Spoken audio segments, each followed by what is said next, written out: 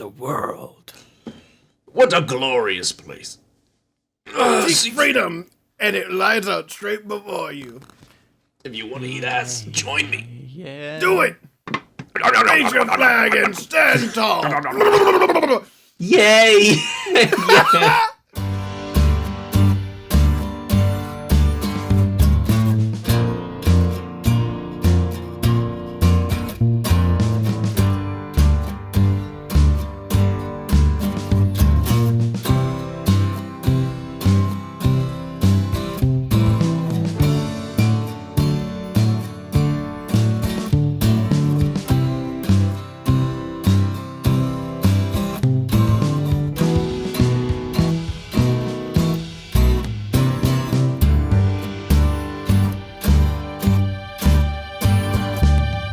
The sky that you see when you look up on a whim. Is it a dream? Is it real? The country of Kami above the clouds. 10,000 meters in the far distant sky. If you listen closely, you can hear the sound of a bell. It's ringing today. It will ring again tomorrow. The sound of the bell echoing through the sky, singing the praises of this wandering land. I'd only just read that. Welcome, guys, to the Funky Anime Podcast. That's a good bell. Thank you. I'm your sky tourist, Pino. I'm going to lead you into the glorious kingdom of Skypiea. With me is the photographer, Chuck. That's me. Now remember, if you want a picture, that's 10,000 X-tolls. What's that mean? That means, I believe that's one berry. That's one sea berry. Can do. Can do. And over there, to my other right, well, that's Garb. He's sailing. He's sailing the boat. This is probably dangerous. No. We're on the clouds. Good luck, y'all. Yeah, we'll be fine. No. You have a license, right? Or is this your first day? I've been doing this for years. It's fine. Good. Well, if you hadn't noticed already, I've made a lot of Skypiea sky jokes right now. We're going to be discussing probably one of my favorite One Piece Saga's arcs in the entire, One Piece story, the Jaya and Skypiea arc. Before we get started, though, I'd like to firstly remind you that if you wanted to join our Patreon, there's probably links somewhere, or you can just find us on Twitter. What's our Twitter handle again, everybody? Our Patreon is patreon.com/3A-Weebros. Thank you. And our Twitter is twitter.com/3A-Weebros. And feel free to follow us individually, where we also post just whatever. We're not going to tell you where, though. You can't. You have to find us. We left it all in one place. Twitter. But anywho, fellas, how you guys doing? I'm doing pretty good. Doing pretty good. Chuck, yourself? I'm drinking water. Same. I was actually just drinking water. Man, we're all hydrated. That's good to hear. Absolutely. Always good to stay hydration. If I'm not mistaken, we started a new anime season. It's a fall anime season right now, right? Is that what we entered? Yeah, I guess yes, so. Sir. Pretty hype. Has anybody started anything? Komi, baby. Komi-san Oh. cannot communicate. I'm She's perfect. interested in that.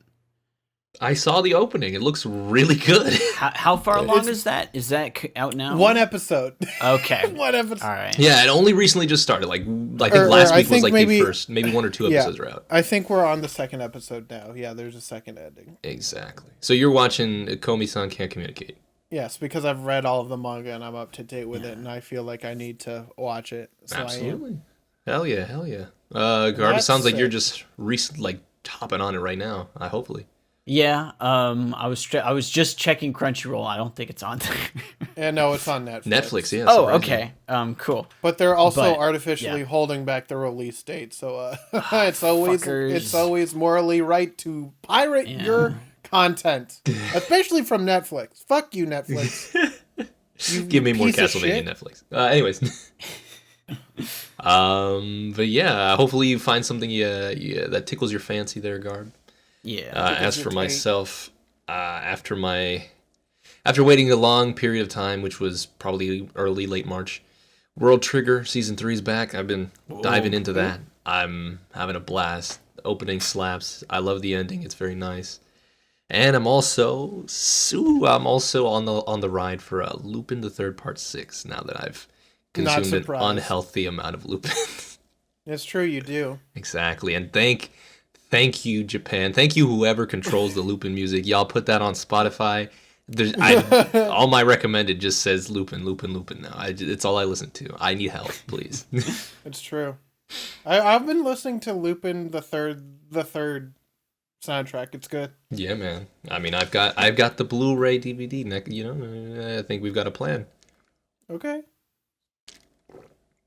Sorry, I had to drink some more water. Good. Agua. All right. Well, that sounds good. Anything else you guys are up to or want to just share with the class? Let's see. Animal Crossing. I'm playing a lot of that. I'm going to. I was ahead. I just finished renovations, and what do you know? I got a perfect little farm zone. No, you're not ahead. You're behind because I'm doing the renovations now. No, I already did mine. Mine are already done. No, but you didn't know. Yeah, but it's prepared for it. I planned in such a way. And if you don't know, then you know. Oh man, I'm so sorry. I'm just gonna cut into everybody. I just found this wonderful thing on Twitter. It's the Super Mario Cross One Piece crossover. Oh my! Mario is the king of the pirates. So that's clearly fake. I know it's what. Yeah, it's Kotaku, but this looks hilarious. That's pretty funny. I don't know. Bad. This is like a crown. This is like what happened in the parallel universe of Sunshine, where Mario went to prison and he stayed there. And he became Sunshine? the king of the pirates. Yeah, you know in the intro where he's in the jail. They just never let him out. Yeah. This is the alternate timeline. Oh wait, no, it says it'll be out in 2020. Oh. Okay. Well, I don't believe it though. I don't either. I want to see that. I need to see that with my own eyes before I play. Yeah, I need to see it on somewhere else that isn't Kotaku. Yeah. Yeah. What is it? Did you have some? What were you saying? I was saying something that you guys interrupted. Okay. I'm so sorry. Well, I'm gonna keep talking and interrupt. No, I am. I respect my friends. You're a liar. I'm a liar. Nolan. Oh yeah, I went and Pino came and saw. We visited each other. Yeah, we did. It was a lovely. You know what? Thank you for having me, both of you. It was wonderful. Y'all ate the most delicious looking ramen. The ramen was frankly bussin'. Dude, I'm gonna be fully transparent. That wasn't my ramen. No, the spoiler. No, if you listen to the podcast, you get that extra treat. No, you don't. You get no extra treat. You lose. You lose. You get nothing. You stole fizzy lifting drinks. Oh my god. Well, it's good that we have all this energy. Yeah. Because I'm gonna drain it. Yeah, it's true. Skypiea is long. But before we do that, we got people to thank, don't we? Here, I still got a couple things we can go over here. Sure. No, first, before we do, no, shut up. Before we do that, thank Cream Puff, Anime of the Week, Cosmos, Jasmine, and Mega Lazy Dude 123 for giving us money. Thanks. And being our Big Cash Money winners. Y'all are wonderful. On Patreon. We love you. We love you. Thank you. Thank you for fueling my unhealthy anime watching habits. It's true. We appreciate it though. Yeah. All right. What were the last things you wanted to say, Garb? Oh, I got all the items in Metroid Dread. Oh, how was that? I was being dumb and didn't get it. It's good. I haven't played it yet, it's like a greatest hits of all the ideas throughout the games. Man. It is quite clever and good. Mercury Steam did excellent. I played Samus Returns. I 100%ed Samus Returns when that came out.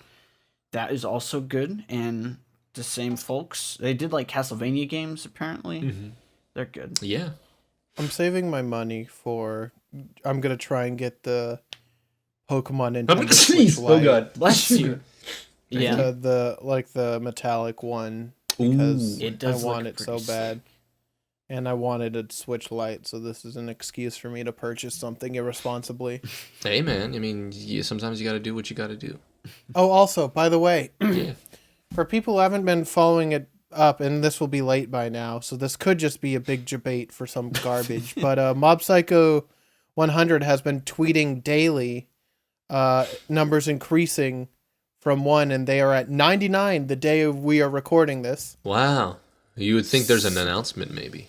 Please. So maybe the power of the podcast, we get season 3. Anyway, that's all I gotta say. But since we've announced the power of the podcast, we're getting a Blu-ray box set. No, we're gonna get like really bad figures, like really not good looking ones. Wait, is this really what they posted on day one? It just showed up as soon as you mentioned something. Yeah, they were no, really kind of just. Yeah, I don't think that. No, that's not the official. I know, but this is so good. It's very good. I'll probably retweet. But yes. It's good, though. All right. I mean, let's hope our powers work this time. All right. Well. Yeah. I guess, guess we take a bite into, the clouds. Into what is known as the cloud. Yeah, clouds?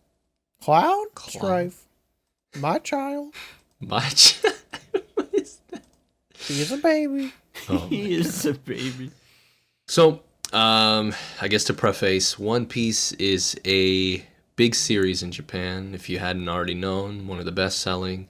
It's been on for God knows how long. Manga started in like 97, 98 or something. I think it's 96. 97. I thought. And then the anime started in 1999 and hasn't stopped since, except that one time they stopped for various reasons, time skip related. But they just kept trucking along. And this particular arc released between the years of like 2003 and 2004. So this is we're still really early on in, I guess, quote unquote, the One Piece story. Of all things considered, that's like maybe we're like 30% from this point of this recording. Maybe 40. I think 30 is more accurate. 30, yeah. Maybe 25. Yeah, 25 to 30 is about where I'd say. Roughly. And again, this will change as, as time goes on. As time, basically. But again, guys, screw it. 20%. 20%. But since me and Chuck have already had the pleasure of experiencing Skypiea, let me just ask Garb, what were your thoughts coming into it? What were you expecting? What's wrong with you? I mean, what's up with you? Well, it went into the sky, and that's always exciting. Like the way they hint at it very on, and I really like the payoff with the giants at the end. Mm-hmm. That was really good. But I don't know, just the mystery of it. Is it just always this crazy? Is just the rest of it just this wild? Yeah. We'll talk about it later, but it's like we discussed it on the Patreon. So if you ever want to see us be weebs on a in paper or in digital writing, you can subscribe there. But this is like the beginnings of what like One Piece arcs kind of mirror. I mean, you got that in a sense with the Alabasta Saga, but I feel like you get a stronger sense in this one. There's like it checks off all the boxes essentially. Yeah, we actually had talked about this on our Patreon Discord. So if you want to hear us talk about things, go join $1 a month. It's very cheap. But Pino made the statement that Skypiea is the most One Piece saga. It's the most One Piece saga. I don't think it's the most One Piece. I think there are other that are more One Piece, but this is the first, like, truly One Piece saga, I'd say.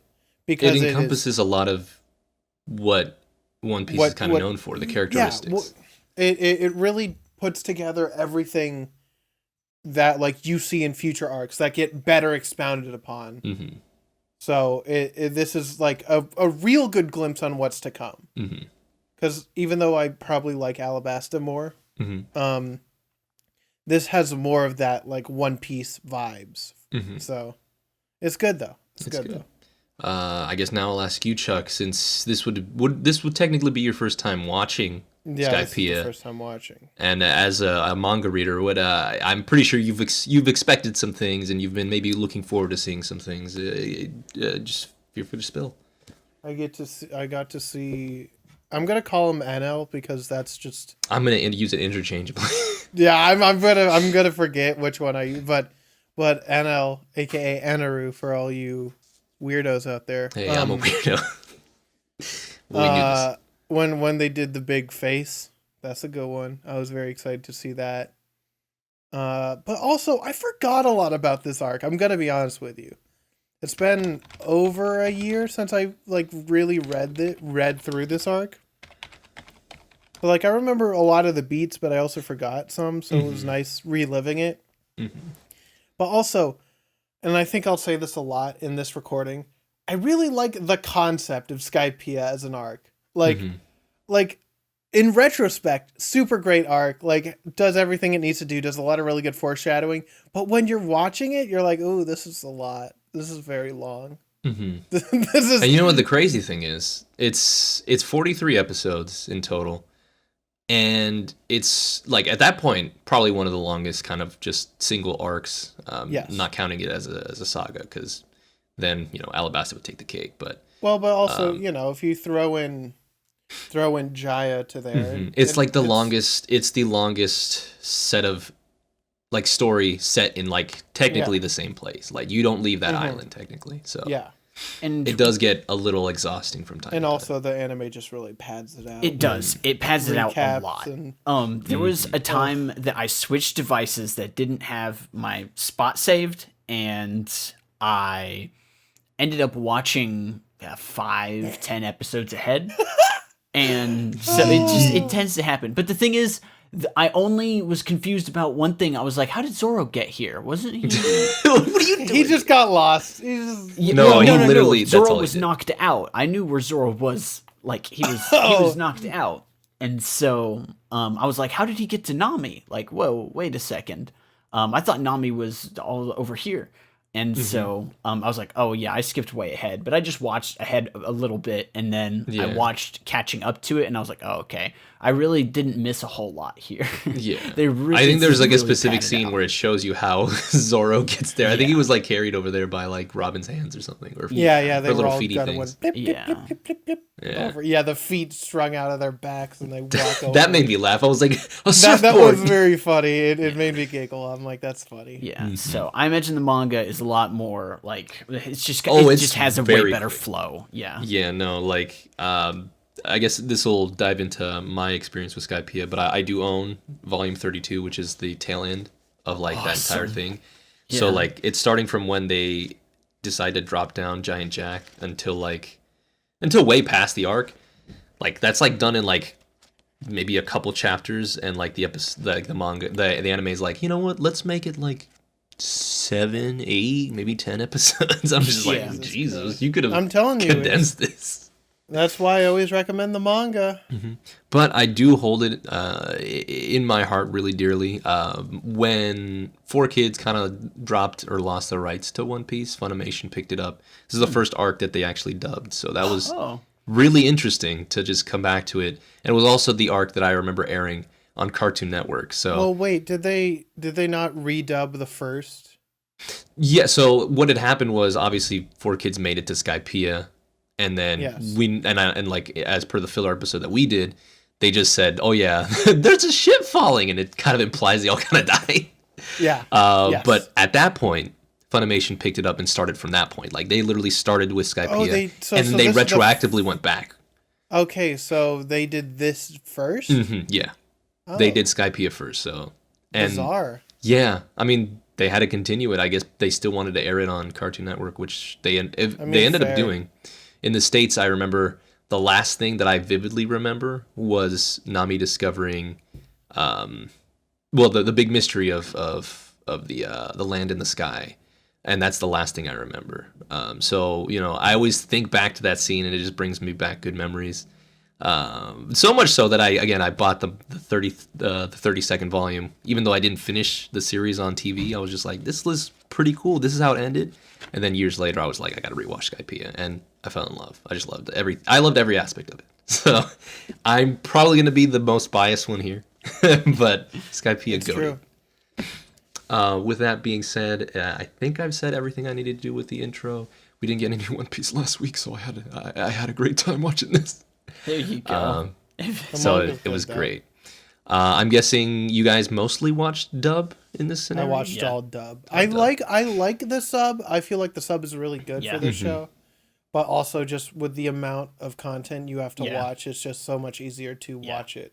Absolutely. Dubbed. Yeah. I flip-flop between, since I did want to watch it at work, so I would watch subbed at work and then I'd come back home and watch dubbed. So Yeah. No harm, no foul. I actually really like doing that. Yeah. It's pretty nice. It's probably worth it to hear the openings. Absolutely. Yeah.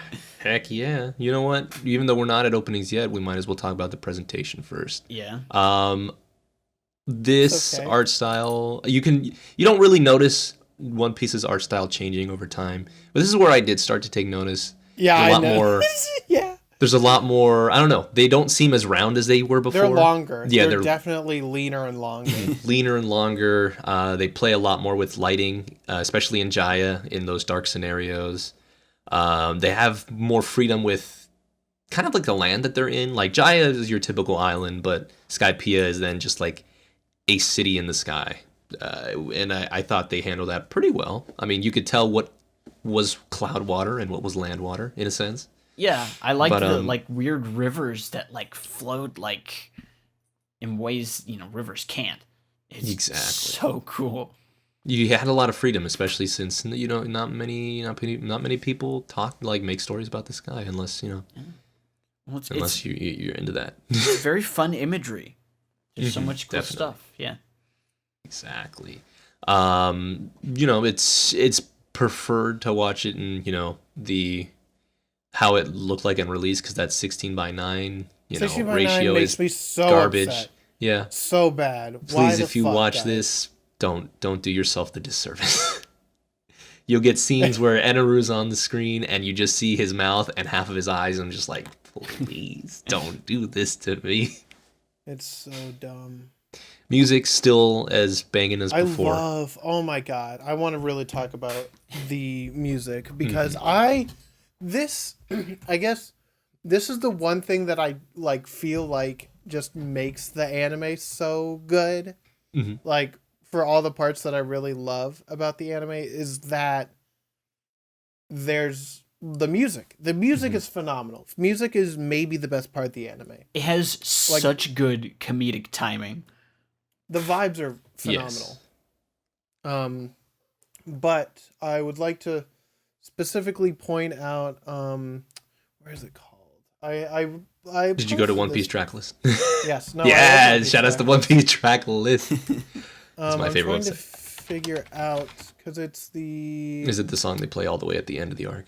No. Okay, because that's my favorite. I'll share it. Well, you. What's the name of that? So let me just look that back up. 195, 194. I think it was. It's 193. 17300 5 and 22. Luigi von Stranema. Luigi von Strangle. Yeah. I'm trying to find because they would always play it at like the start of episodes and when they were doing fights. Mm-hmm. But it's not Rubber Bazooka. Is it like when the narrator's talking and whatnot? No, it's not the boom boom boom boom because I know that's the one that you're thinking of. What episodes did we even watch? So we watched we watched in between the episodes of 153 and 195. Okay, because it's track number 66, and I can't freaking find. So I guess while you do that, there is one track that they rarely play, and I mean rarely. Like when I got to this point, I was just like, I was looking for this version. It's called Set Sail. It's track number 28, and it's like a more uppity version of like the We Are opening, and it's pure joy. Oh yes, I love it so much. Yes. I'm gonna share it. Just gonna share it. You got in with us. I'll just post that right there. And looming... it's whoops, I put the wrong one. Did I? No, I did. No, that's the right one. And it brings me so much joy. It was at the end of the episode of 193 where they're all partying after like the events of this whole crazy arc subsided, and I'm just like, this brings a tear to my eye. You can't do this. You're not allowed to make me so feel good. It's the party music. Yeah, the party music's goated. Is it this one? No, not that. Because I linked it. And I have the song, but I'm just like, what the hell? is the track, because I can't just look up the number track list. I'm gonna cry. It's this one. Oh, you found it? Is it? No. Try humming it. Well, I have it. I can link it to you. No, try humming it. No, I don't think I will. Oh. It's the thing. It's the one with the strings. It's like the you know that one. The bum, bum, and with like the really sick bass in the background. Yeah. Wait, hold up. It's like it's when there's like trouble around, right? Yeah. I linked it to you. You can listen to it. Oh, and then the silly bass. I don't want it to that's. And it's the not Gurren Lagann music. Yeah, this one.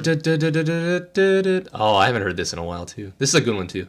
Well, because they never played it too much at the start of whatchamacallit, at the start of the anime, even though apparently it's been since the beginning. But they really loved using it in this arc specifically, especially when they're doing recaps. Mm-hmm. Yeah. Is it this one? Yes, that's what it is. It's track number 16. Yeah. It's called I Won't Lose. And it is so good. And it would always start at like the 19-second mark. And it's just yeah, it's so fucking good. That one's so yeah. Yeah. So that is my favorite track from all of this, because it is just so good. And it's like when you're seeing all like the Shindorans like scoot around in the sky with their little like skis, and they're like fighting and shit. I'm like, that shit slaps. This season keeps relating to each other. We got Yuri Eureka 7 with waves, and they're grinding on waves in the I can't believe this. Do I like Eureka 7? Is this what I've learned? Do.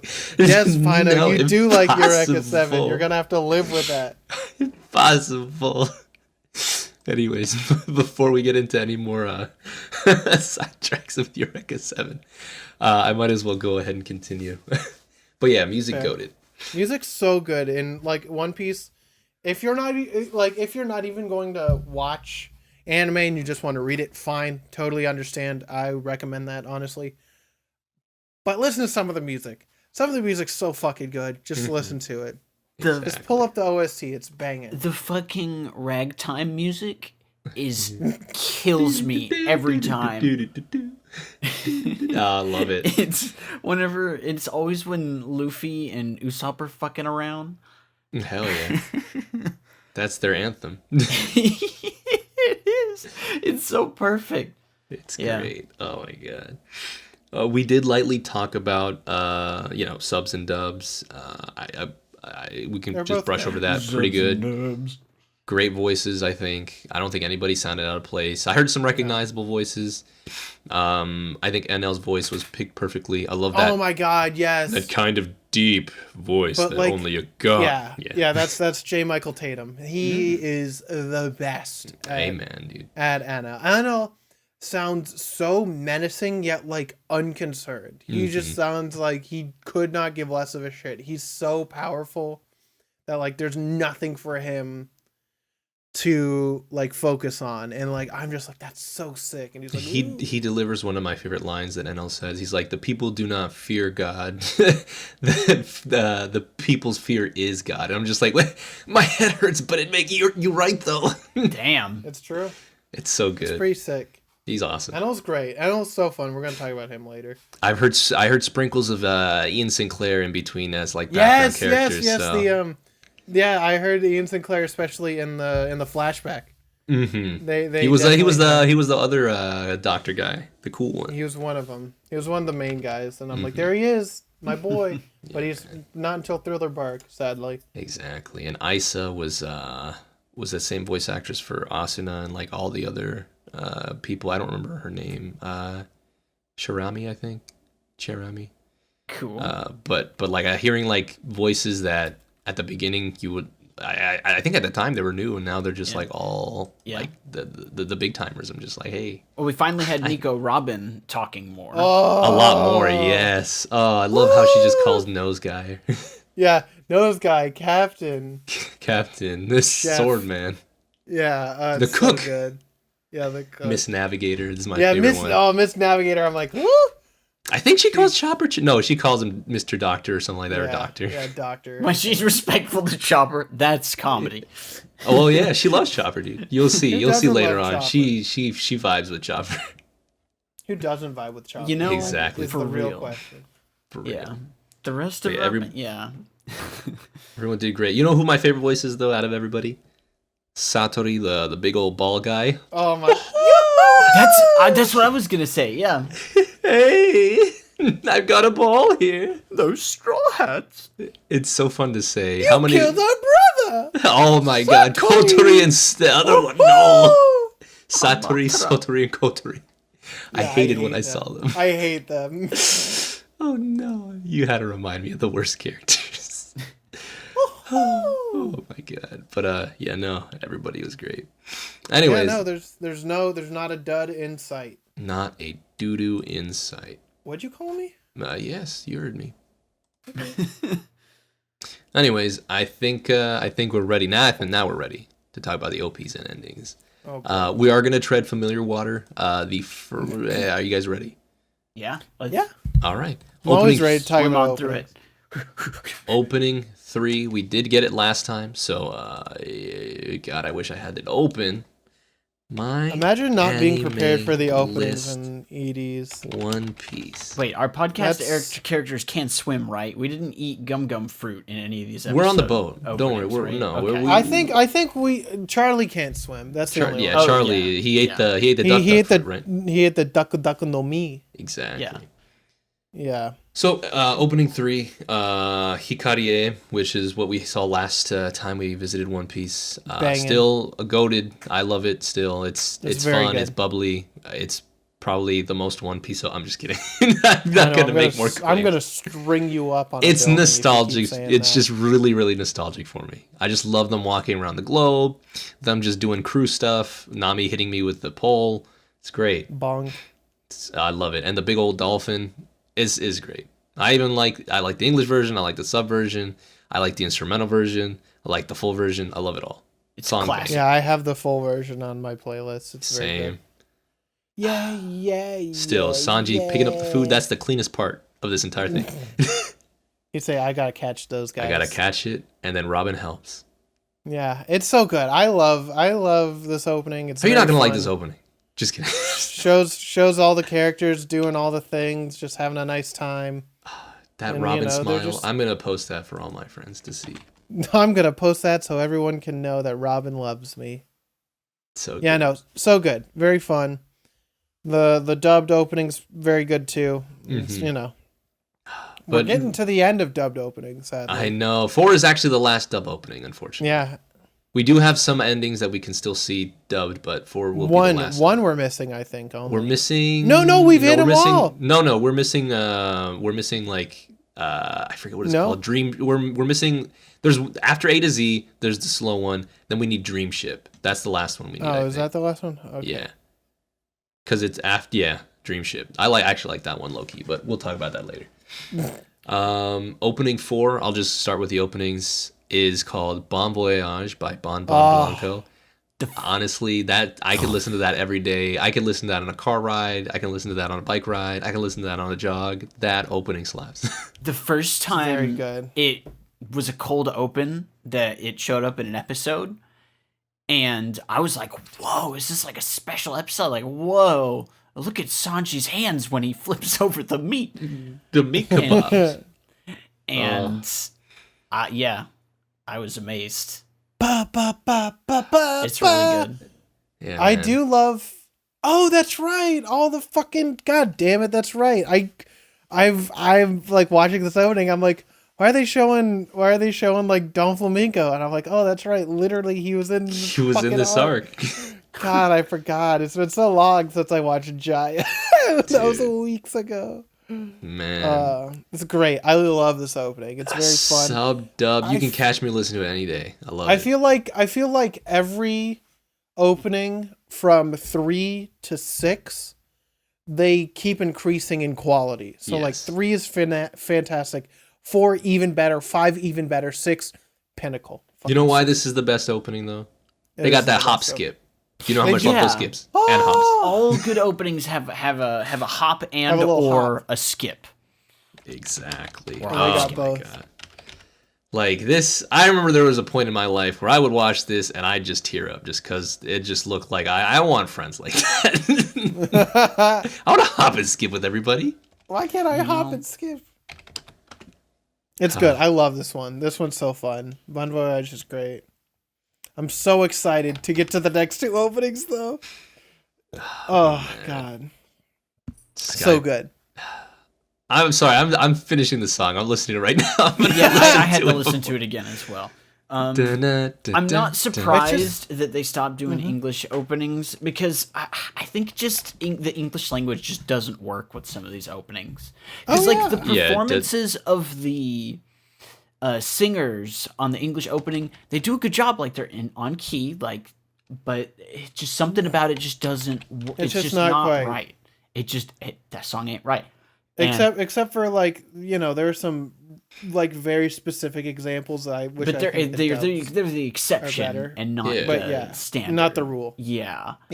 And it's I like always describing it as like a fossil, not a fossil, but like something that a relic. I love that happened. Era. Yeah, but it defines like the early 2000s. It does. Yeah, late 90s and early 2000s. Like whenever I think of dubbed openings and endings, I always think of Yu Yu Hakusho. Like that's it. Yu Yu Hakusho as the pinnacle of dubbed openings and endings. And like I don't want to hear anyone else try and disprove that because they're wrong. Yeah.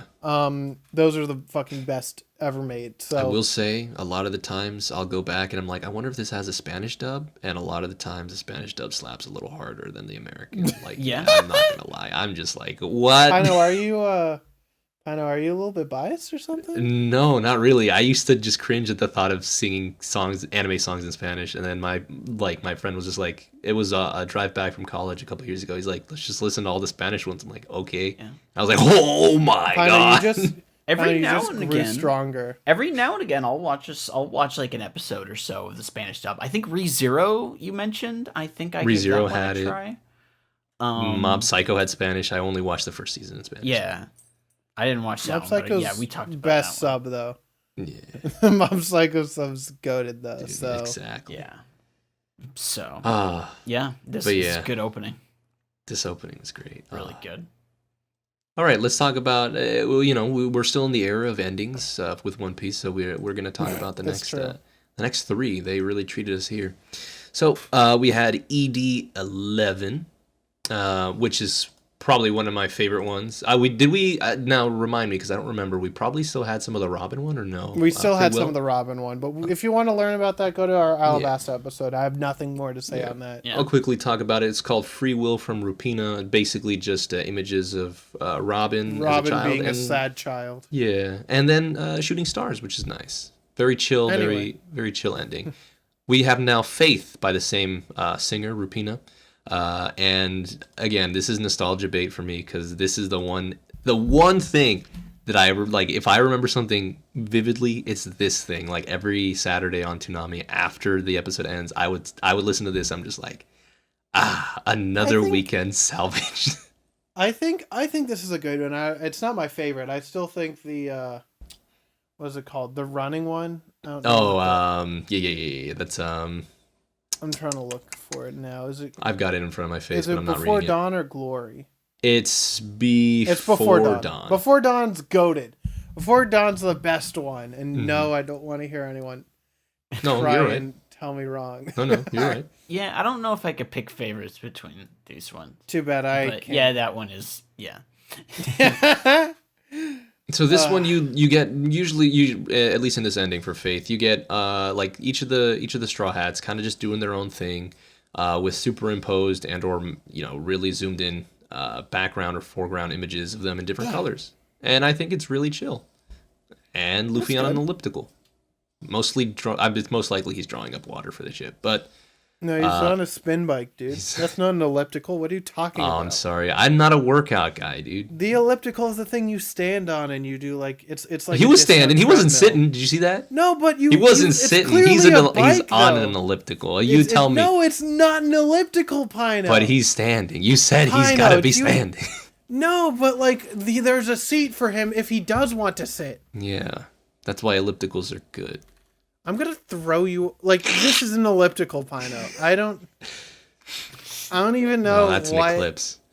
No, I'm going to go to your home and I'm gonna slap the shit out of you. Please no.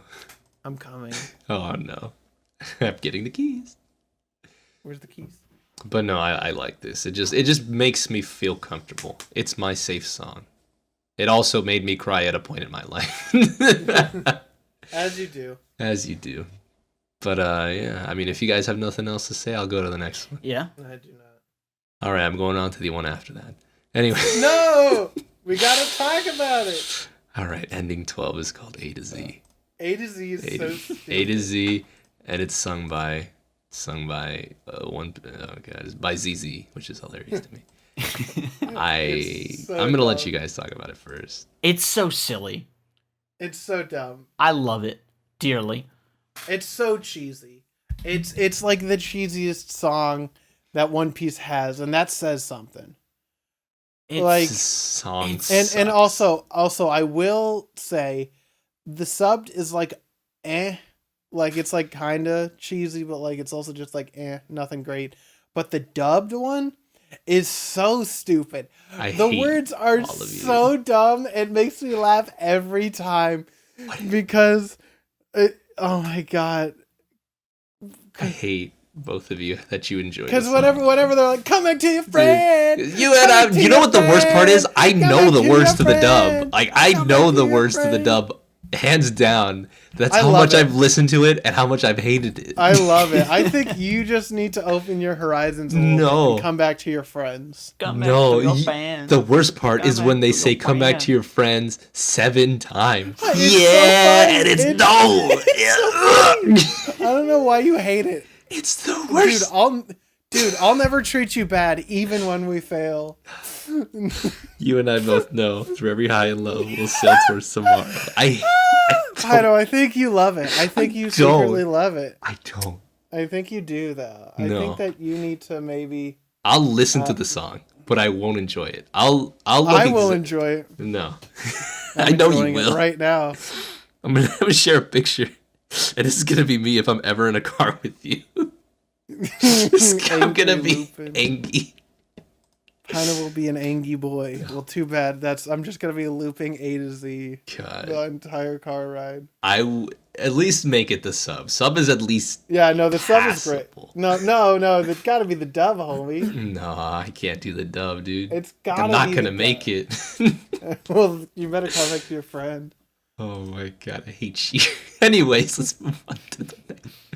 We're moving up to number 13, sung by Sheila. Tsuki Totayo.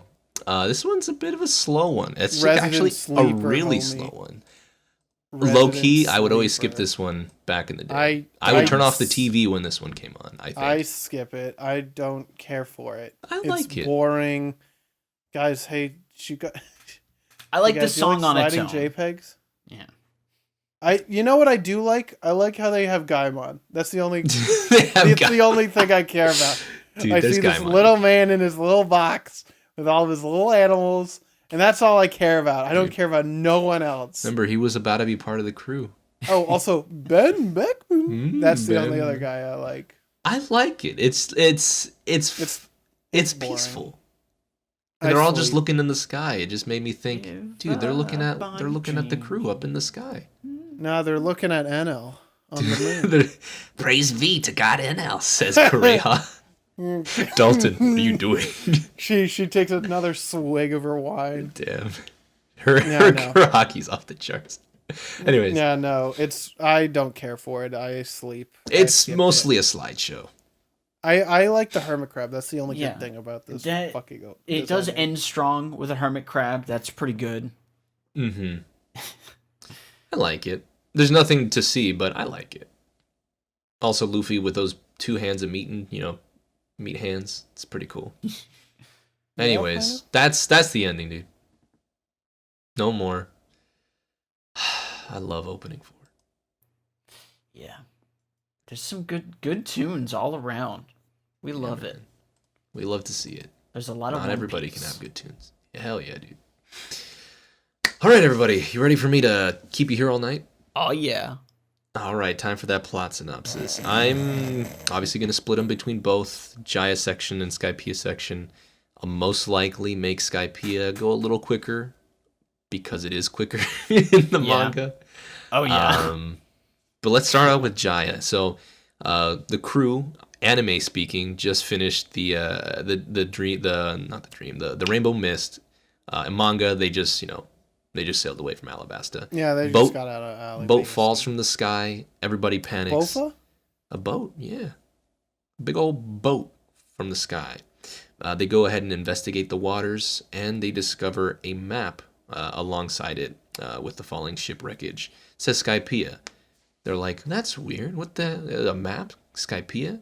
Nami checks her log pose and sees that the log pose is pointing into the sky. Could the next island be in the sky? Too soon to know.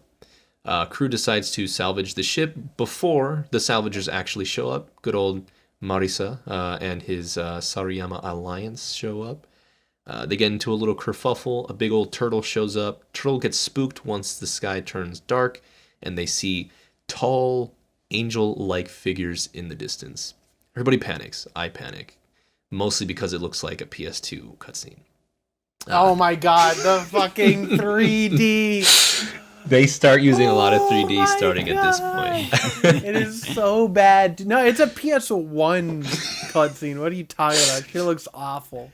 Shit looks so bad. It was so funny. When I was rewatching it, not just this time, but with a group of friends a couple months back, I completely forgot that was a thing. Oh, it was very funny, but it was awful. It was terrible. They get the hell out of Dodge because they don't want to be giant food. And they discover, they got to find more information about whatever Skypiea is. So they land at a local... Hey, you forgot about Big Monkey. Big Monkey? No, I talked about Marisa, the monkey man. You did? Yeah, I did. I love that he was recurring. Oh, yeah, of course. If you have a big monkey, how are you not going to use him exactly, again? And you know what? There's 2 big monkeys, but we'll talk about his brother later. So, they beat up Big Monkey, kick him off the ship. Then they head to Jaya. On their way to Jaya, some birds just fall out of nowhere. Chopper panics. He's like, these birds just got shot. Usopp, being the clever sniper that he is, says, no, they didn't get shot. They 100% got shot. Anyways, landing on Jaya, not everything is all that it seems. Seems like this is a town of disbelievers. They don't believe in anything except for themselves and money and wine and women and games. And being a pirate. It's a town of pirates. They land on the port of Mocktown, cleverly named because everybody just mocks you. But it is home to a gang of pirates known as the Bellamy. I think they're called just straight up the Bellamy Pirates, but led by Bellamy. I think so. Yeah, I don't remember them ever having a name. And those guys, they think they're all so tough. They're just beating everybody up, thinking they're all hot shit. Oh, I've got a big old bounty. Oh, and then they just straight up murder like somebody's like captain because they quote unquote cheated in a card game. Yeah. Yeah. I thought that was a great introduction though. Yeah. Just setting up the antagonist. It's great. Really sets the mood for what they're kind of walking right into. When they disembark, Sanji, Usopp, and Chopper stay on the ship. Robin just says, you know what, I'm going to go walk. And she walks around the town. And Nami, Sanji, and Luffy go ahead and investigate the town. Nami, who doesn't want to cause any trouble because God knows fight. Luffy and Zoro just fight all the time, tells them, please, whatever you do, don't fight anybody. For no reason, just don't do it. We need information about this place. They agree. It's gonna lead to some interesting events. As they walk through the town, they do meet some interesting characters. They meet an old man and an old horse, sickly old man and horse. Gives them an apple. Eat the funny apple. Eat the funny apple. Luffy eats funny apple. He's fine. Then he says, hey, look, you see that building that just blew up? He ate a funny apple. You're lucky, kid. That could have been you. And then he eats off. I thought that was the best. It's pretty good. Then you hear a big old muscle man scream on the top of the roof, I am the strongest champion. And then Jesus. Luffy and Zoro, they're like, who the fuck is this guy? Who do you think you are, huh? What are you trying to get at? Who the fuck are you? But they pay him no mind. Nami says, no fighting. Don't do it. So they keep wandering on. They end up at a hotel that is rented out by the Bellamy pirates and are then proceeded to be treated like crap and thrown, the Sarkis, which is one of the vice captains, I guess, sees them. He's like, oh, you guys look hideous. Here's some spare change. Luffy's like, oh boy, money, let's go. Nami's like, don't pick that up. Don't do it. I'd pick up the money. I probably would pick up the money. If you're throwing it, I mean, you don't, obviously you don't want it. Yeah. It's free money. Come on. Hell yeah, dude. But you can tell that they were being very rude and very, like, not hoity-toity. Yeah, they were being real jackasses. But yeah, they keep investigating the town. They do notice something weird is going on. Everyone's just, like, kind of just angry. Their search for information in Skypiea doesn't really end up too well, so they go ahead and end up in a bar. Inside this bar, Luffy has an eating contest with a big old burly man. I wonder who that is. Yeah. I don't know if he'll be important in the future. Probably not. Probably not, yeah. He eats the meat. Luffy loves the meat. The big old guy hates the meat. They get cherry pies. Big old guy loves the cherry pies. Luffy says it tastes like crap. They get into a kerfuffle. And then he big guy leaves because there's no fighting. Again, no fighting. Once he leaves, captain of the Bellamy pirates, Bellamy himself, walks into the bar, talks to Luffy and Zoro, and in the blink of an eye, he smashes Luffy's head into the table. Almost like he wants to fight. That was a very cash money of him to do. Yeah, it wasn't. All the while he kept, insulting, the status of the Straw Hats. Like, oh, you don't even look like you can even lift, bro. Like, what do you lift? Like 2, 3? And, it didn't really sit right with them. Nami, trying to take advantage of the situation, asks the barkeep, hey, do you know anything about Skypiea? Everybody in the bar stays silent and then bursts into laughter. Whoa. Basically making fun of her thinking or believing in such a childish fantasy of a city in the sky. Pirates don't have dreams, you silly dreams. goober. This is the new era. We're only here for treasure. That's what Bellamy says. Yes. Seeing that they've laughed at their dreams and in their goals, Nami rescinds her statement. She's like, okay, guys, you go ahead and beat him up. Luffy, as the captain, says, no. And he tells Zoro no as well. He says, hey, whatever you do, don't fight. Zoro automatically understands. They don't fight. And then that moment that we're about to talk about is probably the highlight. One of the highlights of Jaya. Essentially, they don't fight because, honestly, there's nothing to fight about. Like, they're just doing their own thing. They didn't do anything, and they're just sticking hold to their beliefs. In the similar way that when Luffy was a kid, when the mountain bandits attacked Shanks at the bar, Shanks just laughed it off.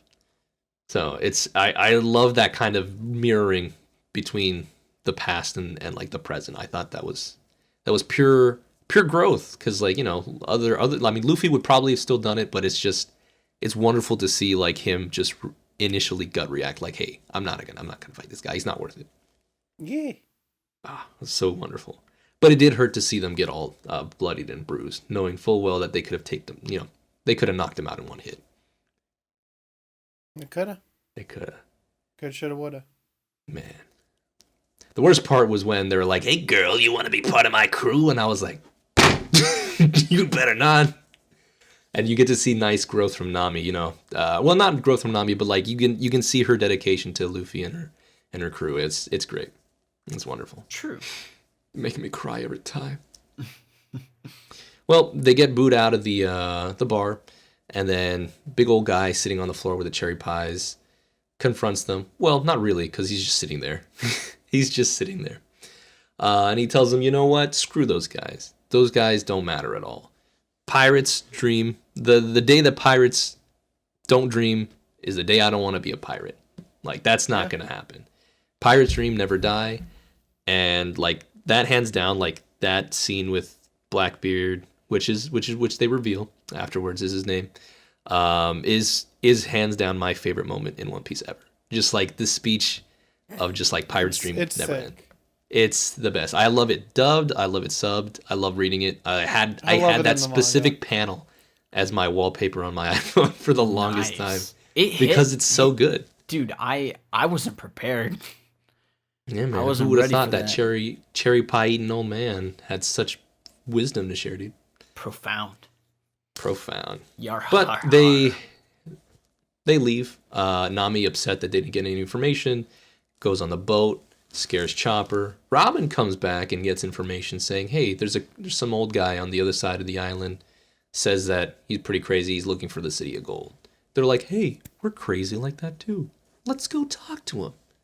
But not before a second monkey shows up and starts saying, ah! Sings their ears out. I keep forgetting that he was the singer one, and I was just like, please, don't do it. Don't do it. But they escape while his boat gets destroyed by the singing. Anywho, they make it to the other side of the island, and they're greeted by a wonderful tall castle, only to discover it's just the front. It's actually a little dinky little cabin. And not even a cabin, it's half a cabin.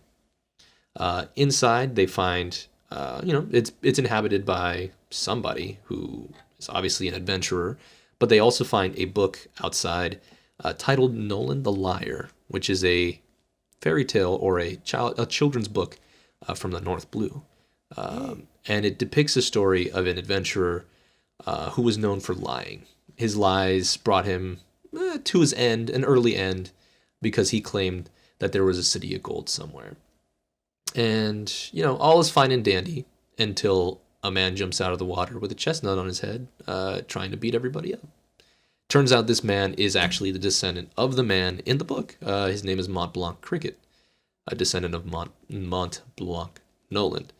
And he is basically on a kind of like a journey of self. He's trying to prove to himself that he's, his family isn't really full of liars. He's just trying to prove it wrong so he can be free of whatever persecution he's felt all of his life, which I respect. Like, that's 100%. Like if you're wrongfully accused, like, dude, fight it. For real. But yeah, he believes that. You go ahead. You first. Well, we know what happens in the end, so yeah. Yeah, it's a wonderful conclusion with that. But he believes that the fabled City of Gold is in the water, and so every day he's been like just swimming under there and trying to find some semblance of evidence, only to come up with like a golden ingot, which is not really enough because it's shaped like a bell and it's kind of weird, but no solid evidence. He befriends Luffy and the crew, and he's like, if you guys are trying to get to Skypiea, there is a way to do it. It's real, but it's kind of dangerous. You're gonna have to get yeeted up into the sky by the water. Boing. Called the knock-up stream. And they, what I didn't remember that they like not scientifically, but One Piece scientifically explained it. Like, oh yeah, it's the volcanic eruptions underwater, and if it's too strong, it'll just shoot you. Yeah, and didn't they kind of allude to it prior, or didn't they fail a trip up or something? They know people have failed trips up, which they all die. Is why sometimes everyone dies or no one dies.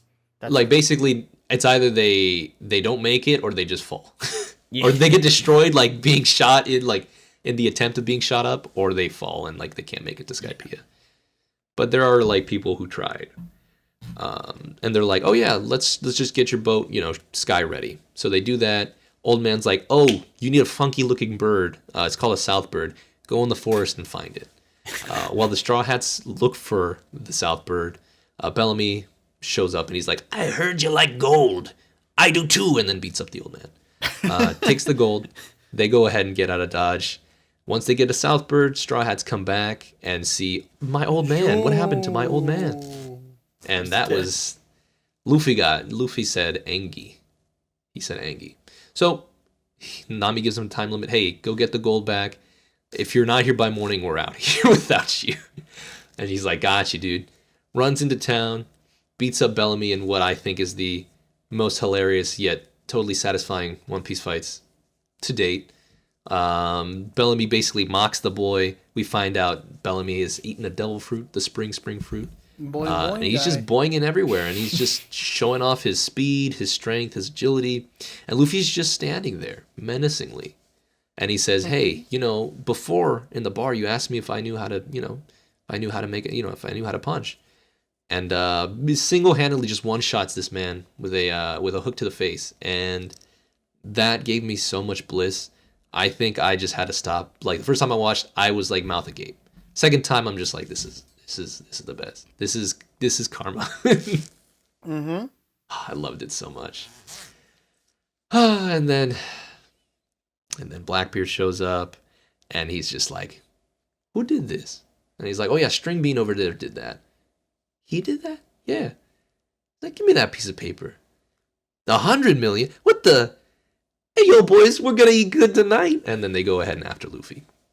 Luckily, Luffy's already made it back to the Going Merry, which is now the flying model Going Merry. It should have looked like a pigeon. They made it a chicken. I think that was my favorite dubbed line. They're like, it kind of looks like a chicken, Funny. They should have made it a pigeon, because pigeons fly. And it's that was very so good. Stupid. Zoro being dumb is the best. Zoro's brain dead. I love him. He's our favorite himbo. He's truly is the perfect himbo. Dude, the himbo. The himbo of the himbos. More like him bent, am I right, gamers? Him ban. Anyways, they sail out to the sea thanks to the Southbird, find the location in which the knock-up stream will occur, and Blackbeard shows up. He's like, hey, Straw Hat, I need your head because I need these that's nuts. Money. Got him. And then he's like, no, son. Boom. Water shoots everybody in the sky. Blackbeard's boat is destroyed.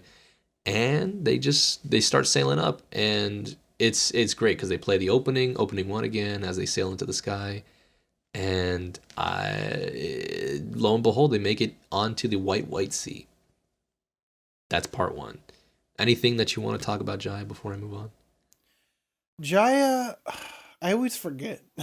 And I overlooked a lot of things in Jaya too. Yeah. So. Well, I know the Bellamy fight's fun. I know the Blackbeard speech is fun, but everything else is just eh.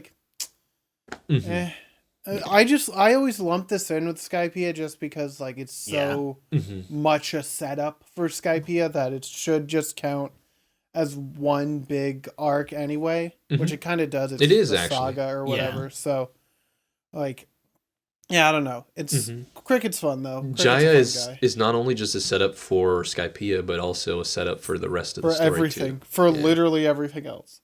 Something I did overlook was that they did have a meeting in the Holy Land of Mary Joie.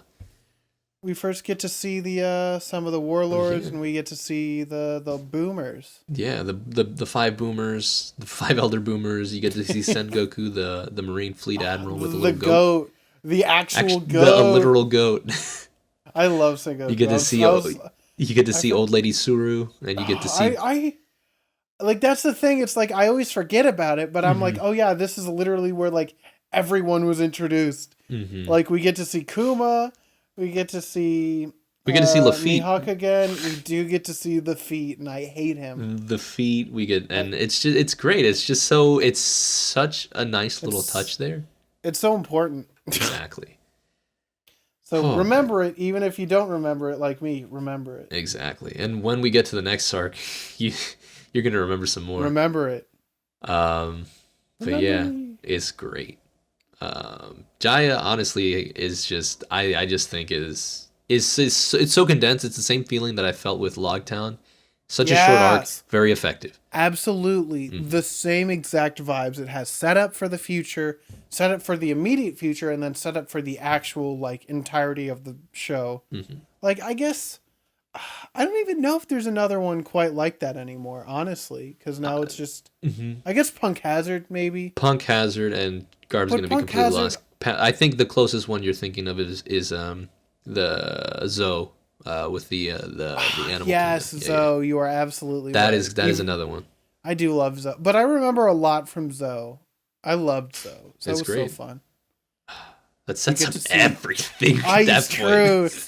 Woo! It's still getting paid off to this day, and it's been All my homies love short ass arcs. well, when did Zoe started? Like 15, 16? Yeah, in 2015, and it's still getting paid off nearly like 6 years later. Yeah, it's over 6 years. Oh, that's fucking insane. Anyway, One Piece is good. Read the fucking manga, guys.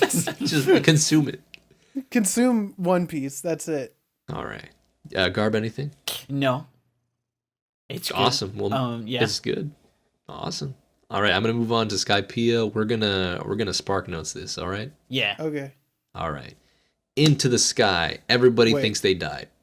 Wait, I have something. Oh, sure. Say. Can you make it longer, Spark Notes? Sure. Sparky Notes. Good. L-Thor Notes. What? L-Thor. Oh. NL's movie. Yeah. Okay, I should have said Raga. I got it. Don't worry. Yeah. Sango. Or, I don't know. I like NL. Anyways. NL's so fun, but we'll get to him. They land in the White Sea. Everybody thinks they died. Everybody thinks they're sharing the same dream. They didn't die. They get attacked by a masked warrior that doesn't wear pants. They get saved by a god. Oh, well, not a god. They get saved by a sky knight by the name of Gonfall and his weird devil fruit eating bird Pegasus thing, Pierre. I love Pierre. He's great. He says his name. You love it when characters say their name. It's like true. Pokemon. Gives him a whistle. He says, "Hey, if you ever need any help, first one's free." And then he eats off. Oh man. And so they're like, okay, that's kind of weird. All right, let's continue going. And Luffy's like, I'm going to blow the whistle. Like, no. Don't do it. Stop. No. Yeah.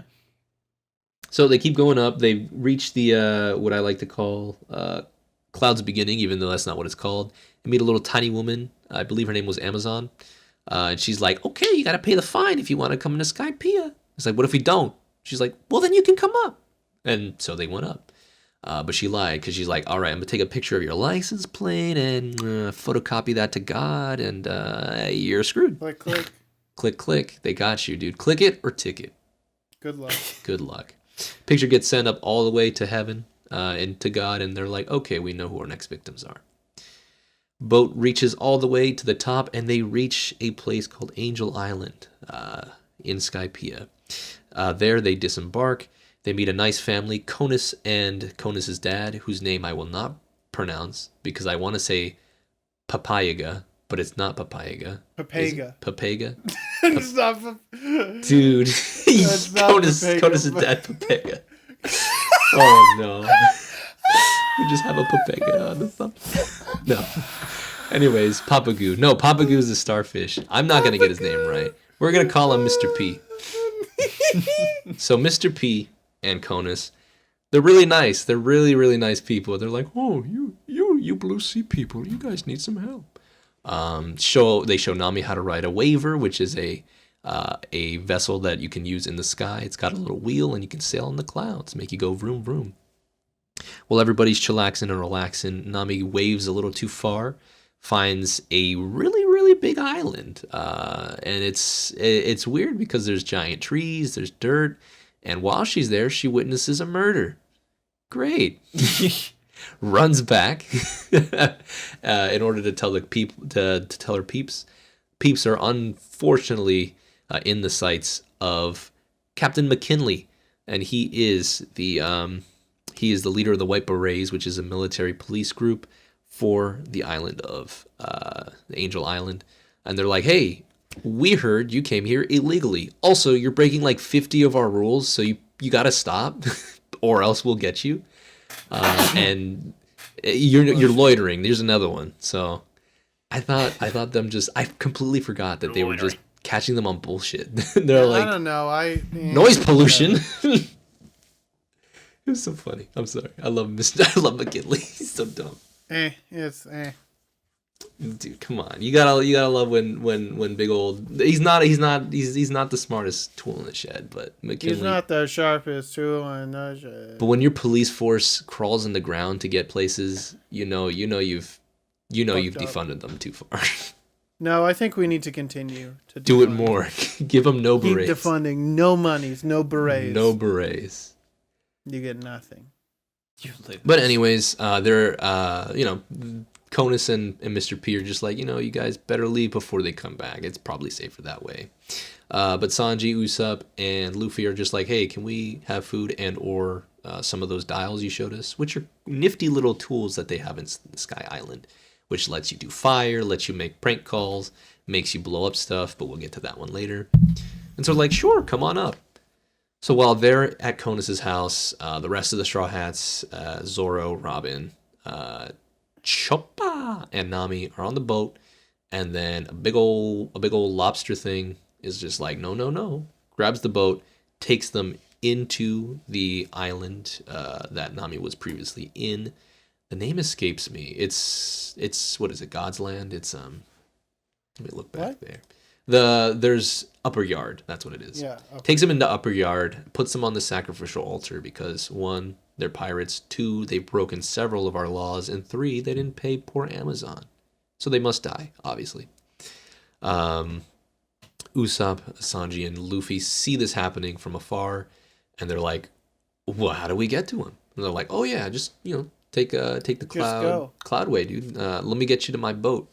Pass a wonderful boats, only to get a little dinky little goose boat," which I thought was hilarious.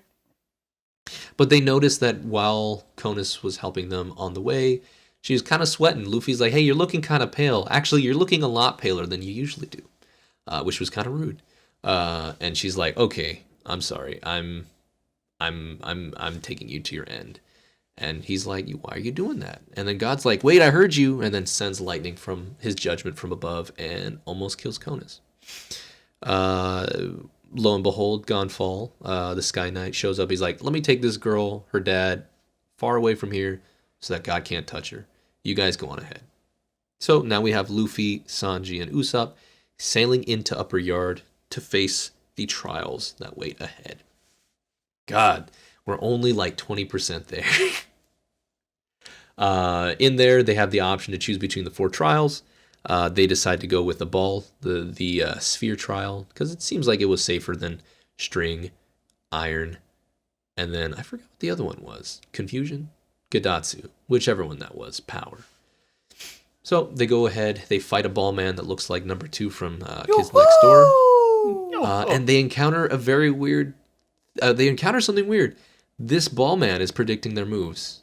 He's using a fancy move called Mantra, which is basically predicting your enemy's movements before it happens. They basically read you like a book. When I first got to the mantra again, I'm like, oh my fucking god, I totally forgot. You're like, oh, what is this? We're here. We've gotten to the point where we start calling certain things just some bullshit name. Until fucking Oda finally nails it down and is like, yeah, no, this is what we're gonna call it. But yeah, Mantra is the beginning of things to come in the series. But yes, they do struggle fighting an enemy that honestly could have been taken down really quick. Sanji gets knocked out, Luffy gets knocked out, Usopp gets knocked out on multiple occasions. That fight probably lasted the longest for me, both in the past and now, because it's still as long as balls. So was the worst. But they do successfully beat up Ballman, and they continue on their merry way. Meanwhile, back at the altar, everybody's like, okay, we're not going to wait here to get executed. Chopper says, I am. So he stays with the boat. Zoro, Nami, and Robin decide to explore the island. They say, hey, we'll be back. Make sure the ship doesn't blow up or the mast fall, and also don't burn it.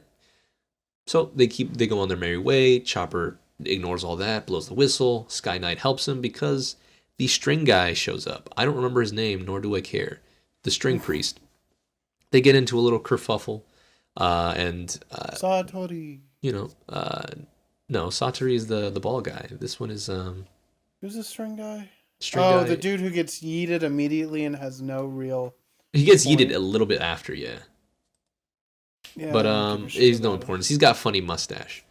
You go... While that's happening, as Nami, Zoro, and Robin explore the island, Nami sees something a bit far off on the cliff. She's like, guys, my brain is tingling. Let's go that way. And so as they walk, they start commenting, yeah, there's like big old trees here. There's like dirt. Like this isn't natural. Like everything we've seen before is cloud. once they reach the place where Nami wanted to bring them to, they see a small, dinky little cabin that looks strikingly familiar to Mont Blanc Cricket's cabin down below. We all come to the realization that a knock-up stream several years ago had broken off part of Jaya, blasted it into Skypiea, and it's been resting in the sky all this time. Just chilling. Meaning that the City of Gold is actually not in the sea as initially thought, but in the sky, which was probably my favorite revelation in that entire thing. It was just a whole big old mystery. It's not out of left field because they do plant a lot of these things like in the anime, but I just love that reveal, just like everybody finding out, and I feel so relieved that like they made it. They got beat up by Bellamy, and like they proved them wrong without him even knowing. Wow. Karma again. I think my favorite part when we realized that is that Chopper and the Sky Knight begin drowning after the fight with the Sky Knight, and giant ass Southbirds that still lived in Skypiea save them, and they're like, "Oh, dude, God's back, dude. Yo, it's God, dude," and then they leave. That's literally what they tell Chopper. But anyways, everybody regroups, safe and sound. They all have a party. They all report in on what they found, and they're like, "Oh yeah, I guess we're gonna go spelunking. We gotta go find the treasure." So they go ahead and do so. On the following day, however, we find out that there's a group of natives called the Shandorians that live a little bit under the cloud, and they are the native people who initially inhabited Upper Yard, who were also blasted into the sky thanks to the knock-up stream. And they're just trying to get their homeland back. So they begin a full-on assault on God's land, and God said, "You know what? Let's make this a battle royale. Let's hop off the battle bus.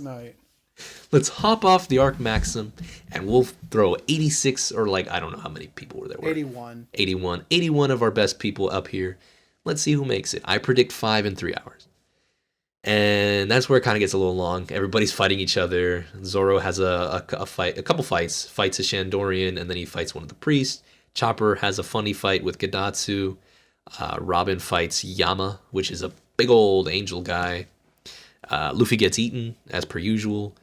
Nami eventually gets eaten, as per usual. We have an unnecessary vehicle that makes that doot doot doot doot doot doot in the horn, and it kills me every time that it would sound. I'm just like, Mr. P, why? Who do you need to alert this early in the morning, sir? There's nobody here. But we do get a nice mix of characters. We get Wiper, who is revealed to be the masked guy who attacked them at the beginning of the arc. The introduction to Laki, a female warrior who is kind of like the role model to another character called Isa, who also has the mysterious power of mantra, which is great. You get Kamakiri, you get everybody else. It's great. As their numbers dwindle down, Robin gets closer to finding the ancient city of Shandora, finds out that, there is like a golden bell that needs to be rung because there's some sort of promise or some sort of message behind it. NL shows up. He's like, "Hey, you know what? I'm going to take that information for later. We're going to use that later." NL also pops up and electrocutes Sanji and Usopp again, just for the funs of it, and also God. But we don't talk about God. Anyways, it's revealed that Gonfall was the previous god, and NL kind of dethroned him after coming to Skypiea, which was interesting because why would you do that? That's not cool, dude. That's his job, dude. You don't even know what he does. He's a pumpkin farmer. Anyhow, as the game progresses, the numbers dwindle. They eventually end up with 5 people, survivors in a sense: Zoro, Robin, Wiper, Gonfall, and NL, because he counted himself. Shh, don't tell him. Nami's hiding in the background. And NL's like, "You know what? I'm going to give you guys a choice. You beat my priests. You beat my armies. Your armies are gone. How about you join me as we go to paradise, the endless birth?" And everyone's like, "Nah, dude. Drop dead." And he's like, "Fine." And then he reveals his powers, his lightning abilities.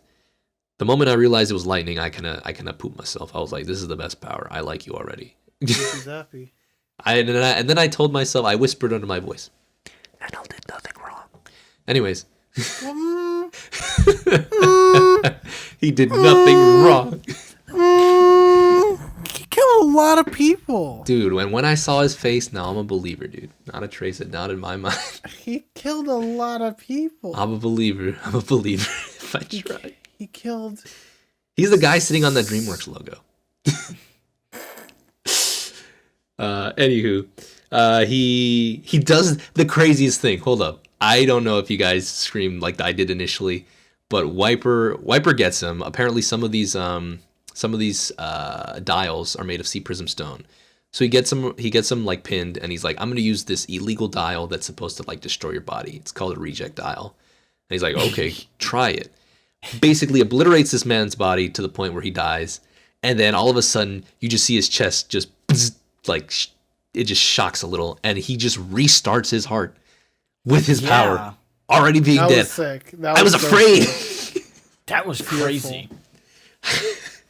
The worst part is that I could not be mad. I was just like, of course you can't just eat him off like that, but you didn't have to insult him like that. He destroyed his arm for what? For you to just say, defibrillate me. I love Enel. God, he's great. Anyways, he gets upset and he's just like, okay, you guys are gone. Electrocutes them all, knocks them out, and he's like, hey, orange hair girl, you're the sole survivor. How about you come with me? Nami says yes. Okay. Secretly says no, but she says yes. Goes up. Luffy gets thrown out of the snake's stomach. Apparently, somehow, runs into little girl. Little girl's like, hey, I was in the stomach too, but now we gotta go get Enel because Nami's with him and we gotta stop him.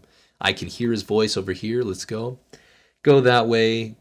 Go to the Arc Maxim. See that his plan is to destroy this sky. And Luffy's like, I'm not down with that. Enel, with the cocky son of a god he is, he's like, I'm gonna zap you. Goes ahead and zaps him. Doesn't work. We get the glorious Enel face. The one face I've been waiting for this entire time. Realizing that Luffy is the only thing that stands in his way as his natural enemy, made of rubber, he's like, I gotta get out of here. So they have a little fight. Luffy goes Ultra Instinct, like Garb pointed out. Dude, he straight up went Ultra Instinct decades before Goku even thought about it. Yeah, dude, that's the secret. He didn't think about it. Exactly. Big brain. Yeah. Damn, his brain done. I'm gonna slip and slide between everything. That's what Luffy's smooth brain slipped and slided. Hell yeah, dude. Unfortunately, it wasn't enough. Enel's like, you know what? How about I make him a big old like a ball hand. Basically, encases dingus. He encases his hand in a giant ball of gold, and then he's like, let's play bowling, and he rolls him right out of his ship. Unfortunate. As they keep going higher, Sanji and Usopp are like, hey, we're awake. Nami's up there? Let's go. They go in there. Sanji messes shit up inside the Arc Maxim. Usopp does his Usopp thing. Does a funny flip. And successfully saves Nami thanks to Sanji by kicking them out of the way. Sanji gets shocked in one of probably the best Sanji moments ever. He's like, thanks, I really needed a light. And also, you're going to cry in like 2 seconds. Falls to the floor, Arc Maxim breaks down. Badass. Just excellent. So sick. I love it. Rest in peace, though. No, I'm just kidding. He's dead for sure. He's dead for sure. Everybody's been like taking lightning hits. I hope you guys remember that. Every single one of the Straw Hats, minus Nami, has tanked at least one lightning blast. That's impressive. Ow. I know. Couldn't be me, though. Cool. I think I'd die. Anywho, they successfully save Nami. They fall to the ground. Luffy's like, I gotta get over there. He starts running up the beanstalk called Giant Jack, which made me laugh. I knew they were going to put something like that somehow, but they did. Everybody essentially wakes up from their little lightning blast induced sleep state. And they're like, oh shoot, we gotta get out of here. We gotta save everybody. And I was like, before you save everybody, let me destroy everybody. Makes a big old cloud of lightning, destroys Angel Island. Everybody, Shandorians, Skypeans, they're just trying to escape. At this point, we just gotta go. Luffy does everything in his power to try to get up. Wiper does not understand why. He's like, why is this monkey trying to ring up? But why is he trying to do all this? Robin's like, oh yeah, there's there's a story about Noland and Calgara, the Great Warrior. Flashback time. We then get the flashback, which is my favorite part. Albeit, I actually do want to bring this up. So, I originally watched this recently with a couple friends for the first time. And I Skypiea is my favorite arc, and now they shit on me because they didn't really like it too much. It is as good as other ones. But the main issue that they had was that they really would have liked it if the flashback with the true happenings of Noland and Calgara, if that would happen way before. They feel like it was a little too far in the arc. I don't know, because I don't know where else you would put it. I feel like it would have left more of a impact, but like where else were they gonna put that? Like when you first meet Silly Cricket. Guy Wyvern? Yeah, that would have. No, that's not gonna happen. So like putting it right there whenever, like, you know, they do that mention whenever he's going oof ouch owie, like that's how it is. Right. You know? And I completely agree. I think there wasn't really a proper place to put it. If there was, maybe as soon as the Skypean, or no, as the Shandorians were introduced, instead of like, I feel like that would like, I feel like the mystery of it though is like, how, first off, like we know like how they got shot up, but like, what were the events leading up to it, and having that sort of tie in later, right? I feel like is better to have later than right when you introduce it. So I think, while like I wish it felt more organic, like I feel like that was the only place they could really put it. Absolutely. And like, just to be honest, the pacing in this fucking arc is a little bit all over the place. Yeah. It's not great. Like, I've done my best to condense it as well as I can. Yeah. It's still a very hefty arc, but they could have been a lot shorter. Well, like I'm also like thinking because like even Alabasta, which was a pretty chunky arc in its own right, never felt as long as it was. Because it was about 38, I think. Yeah. No. Roughly. Yeah, 38 to this like 50 something, right? Or no, still 43. Yeah, so like I still feel like Alabasta just pacing wise did a lot better for it. So like there was a lot of just kind of stretching this out. Right. But, you know, what can you do? It's Toei in the early 2000s. It's true. But I'll quickly just summarize the flashback. We do get the true story of Noland, the liar. He was actually a botanist and a doctor, which was pretty badass. Like, I think that's a great combination. But he's an explorer from the North Blue. He ends up... Most of his adventures, he's always kicked out of whatever island he's in, because he just, you know... He's big dumb, but he's also cool.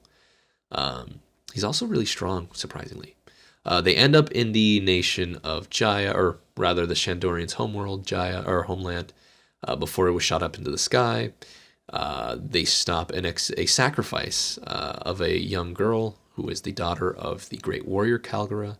And they're like, you can't do this. We're trying to cure ourselves. And Nolan's like, no, science can cure you guys. Let me show you. Cures the guys. Everybody has a great time. They befriend Nolan and his crew. They're having a great time. All the while, Nolan discovers, hey, these funky looking trees are the reason y'all getting sick. Let me just chop them down. Obviously, he didn't ask for permission. The Shandorians get super upset because those are actually like ritual trees or like very important trees in their culture. And so they kind of shun him.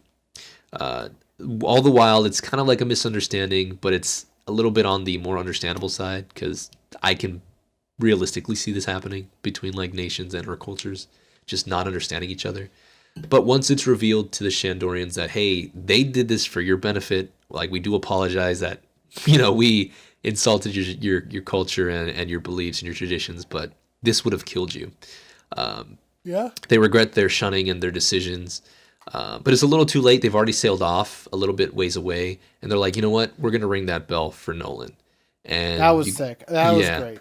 Not going to lie, that flashback makes me cry every single time. Like, 100%. My nose is actually stuffy because I want to. Anyways, It's so touching to see just like two friends overcome like such great differences, and it's beautiful. It's just like, you know, it's great. I love it. It warms my heart every time, and it also breaks my heart. And so they always want to ring the bell for Nolan for him to come back. Once Nolan reaches his hometown, he goes to the king. He's like, hey, there's a city of gold. I want to show you guys. I want to introduce you to my friends. Obviously, the king has nefarious purposes. They're about to conquistador that shit like there's no tomorrow. Luckily, in the time before their trip was funded to return to Jaya, Jaya was split in half and shot into the sky. Nolan arrives only to see half of the house, and he's like, but where did they go? And, you know, the king's not happy. He's like, all right, get this man. Let's execute this guy. He's a liar. Let's get him out of here. They spread false news. They're like, oh, yeah, everybody in the crew knows you're a liar, dude. Well, all the while, the crew's like, wait a second, he's not a liar. What are you doing? They arrest his crew. They kill Nolan. Nolan never finds out what happens to Calgara. And Calgara never finds out really what happened to Nolan. Like, it's so tragic. I hate it so much. Because it's just, they literally ended and ruined a man's life dream. Two men's life and dreams just because of just happenstance and just greed. And it just infuriates me to no end. Yeah. Ah, jeez. But anyways, we cut back to the future. Wiper's like, I'm going to back this boy up. Let me go ahead and use this dial one more time. Hits it on Giant Jack. Zoro's like, let me help you too. Cuts up Giant Jack. Snake wakes up. Apparently the snake is relevant. Bonks his head because he remembers his memories with Nolan and Calgara.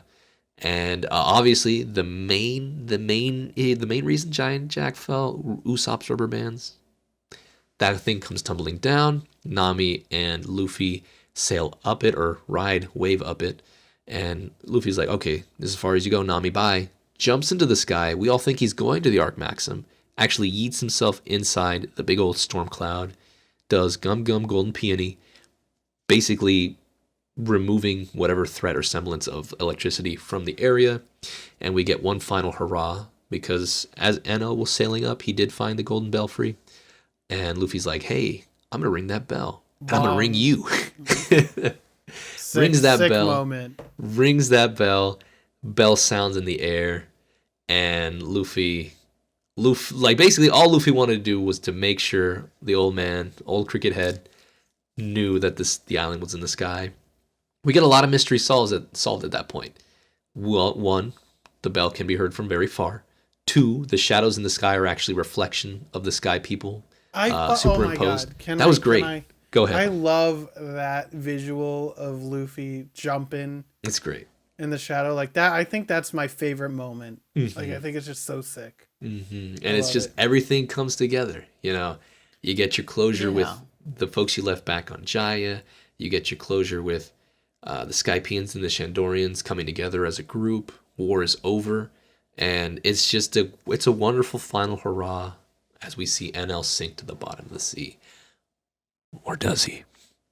They all party on, but party on Wayne, party on Darth. But NL, you see him coming back up. The Maxim sinks into the cloud sea, but at night rises up from the clouds, and he's like, you know what? Screw everybody. I should have just gone by myself. I should have done that from the beginning. He says he's going to the Endless Verth, which is code for he's going to the moon. So he goes to the moon. The end for NL. Yes. Until miscellaneous. Anyways.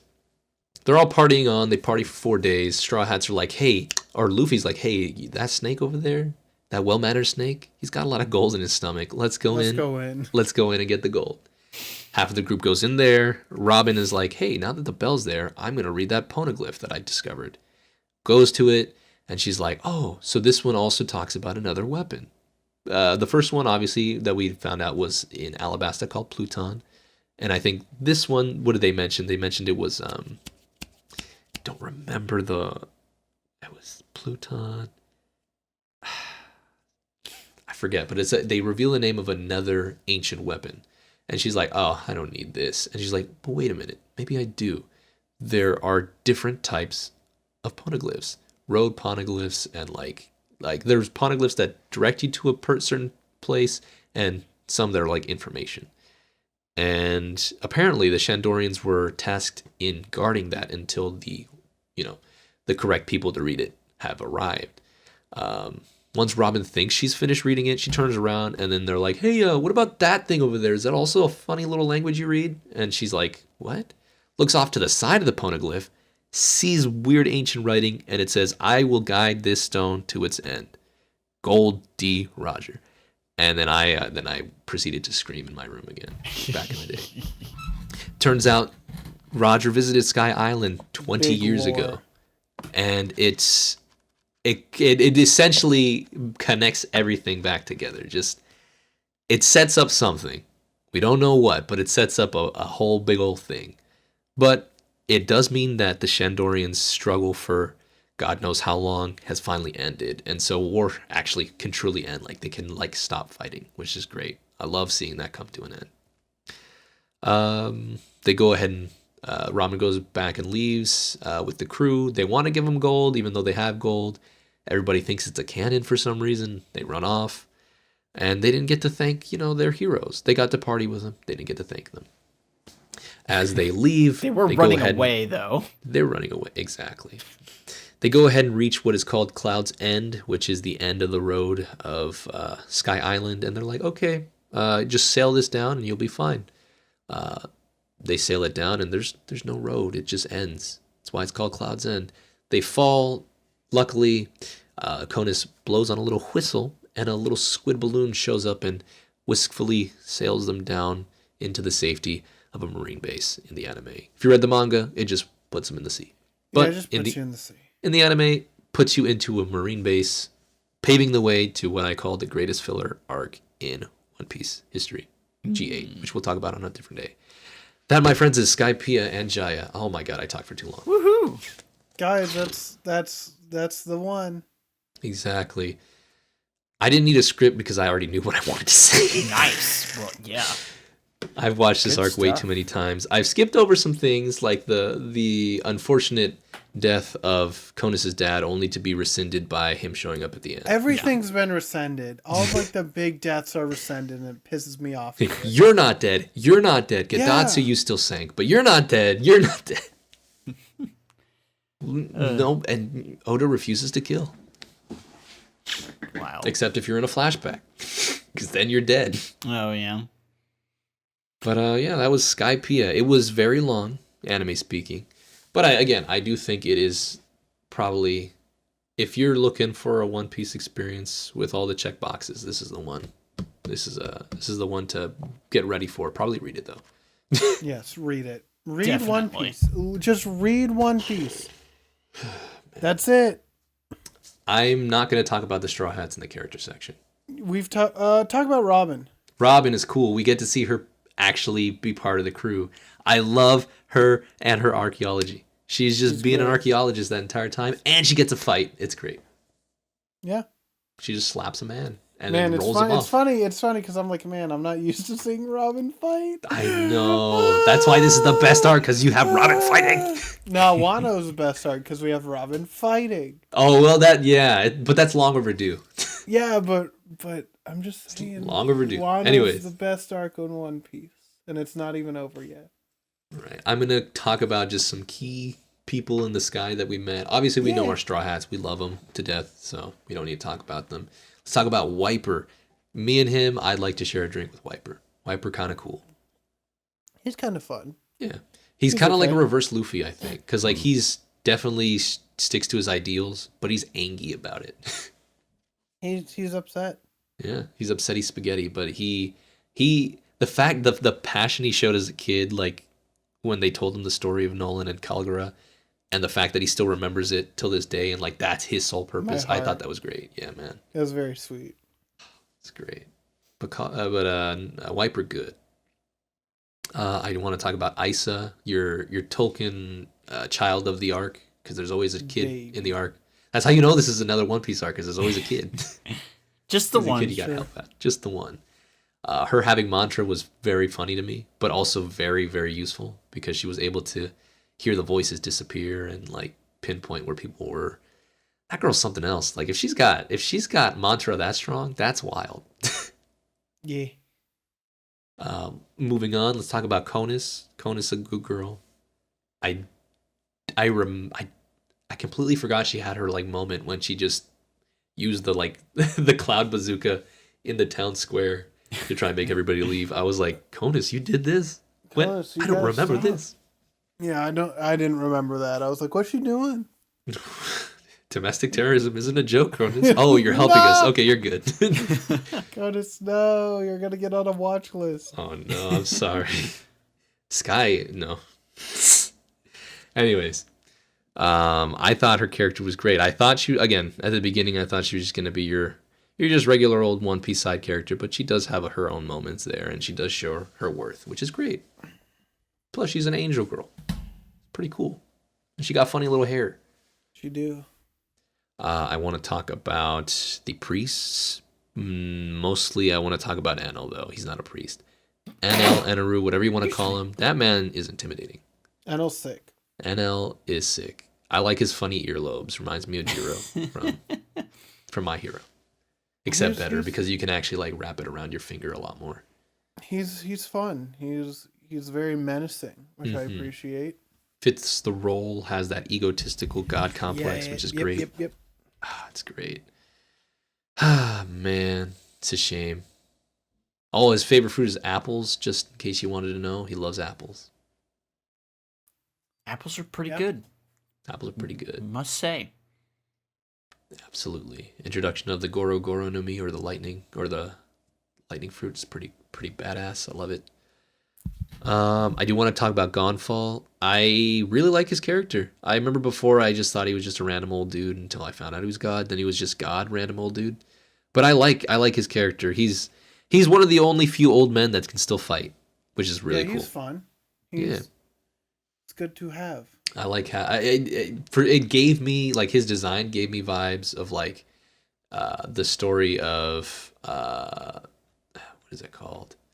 Well, he looks like a conquistador, so I'm always just like, I love me some conquistador vibes. But he looks like it's like a Spanish novel. Don Quixote? Don Quixote, yeah, that one, exactly. And I don't know, he just reminds me of that for some reason. Because he has a funny little horse. All he was missing was his little round buddy. And then he would have been perfect. But yeah, no, Gonfall is based. Gonfall's fun. Gonfall's fun. Other than that, I don't really think there's any standout characters minus Noland and Calgara. Both together, amazing characters for the short amount of time we saw them. I love them both. They're great. Yeah. Back on Jaya, Bellamy, great antagonist. Probably already talked about him, but I like him. Hopefully he's changed his ways. Who knows? Maybe he wakes up and he's like, you know what? Evil Bellamy says, I believe you. I'm just kidding. But yeah, that's all I kind of want to talk about, at least character-wise. Or else we'd be here like all night. I have a quick thing, though. Sure. I really appreciate how all the islands really felt like their own little cultures. Like, they felt very developed. Everyone's so detailed. And it seems like Oda really knows, like, okay, like, you just, here's how you do it. He's just got a pattern figured out. I feel like he does his research. Like, he knows exactly how much he wants to give out when it comes to, like, the cultures and the things he sets up, which is always good to have, because it just makes it more believable. It's like, this is like a group of people that could possibly exist, or like have like, or like relate to like things that like exist already. Like, I'm pretty sure like the Shandorians are based on like, like